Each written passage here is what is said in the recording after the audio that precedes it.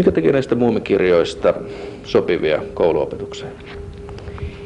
Niissä on hyvin inhimillinen maailma ja niissä tarjotaan suvaitsevuutta, ymmärrystä, erilaisuuden hyväksymistä ja ristiriidat ratkaistaan aina rauhanomaisin keinoin.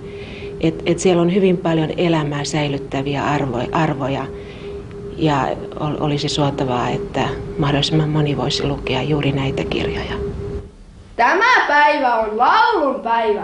Uuden laulun, jossa on 1 osa odotusta, 2 osaa kevätkaihoa ja loput hillitöntä hurmaa siitä, että saa vaeltaa ja olla yksin oman itsensä seurassa. Kuvakirjat sopivat päiväkotiin, seikkailumuumit, 3 ensimmäistä proosa-muumikirjaa sopivat ala-asteelle, sitten kyseenalaistavat kirjat, Tove Janssonin keskituotanto sopii yläasteelle ja psykologiset romaanit, 2 viimeistä muumikirjaa sopivat lukioon.